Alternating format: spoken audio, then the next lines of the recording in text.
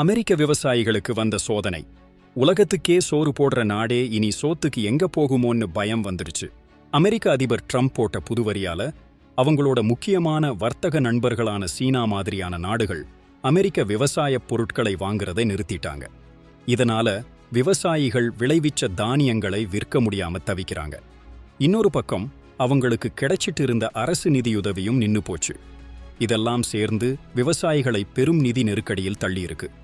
இது ஒரு பக்கம்னா, விவசாயத்துக்கு ரொம்ப முக்கியமான ஒரு பொருள் பொட்டாஷ்.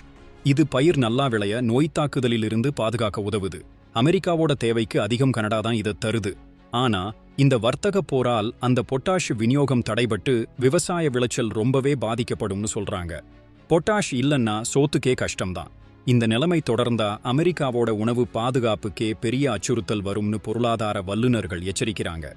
தொழில்நுட்பத்தால ஒரு நாடு எவ்வளவு வளர்ந்தாலும் வயிறு நிறைஞ்சாதான் நிம்மதி. இந்த நிலைமை நீடிச்சா எதிர்காலத்துல அமெரிக்காவுக்கு சாப்பாட்டுக்கு கூட திண்டாட்டம் வரும். தொழில்நுட்பம் இருந்தா போதுமா, சோறு வேண்டாமா? இந்த வர்த்தக போரால் பாதிக்கப்பட்டது அமெரிக்க விவசாயிகள் மட்டுமில்ல, உலக உணவுச் சந்தையும் தான். உணவு பாதுகாப்பு பத்தி அமெரிக்க அரசு இன்னும் பொறுப்புடன் செயல்படுமா?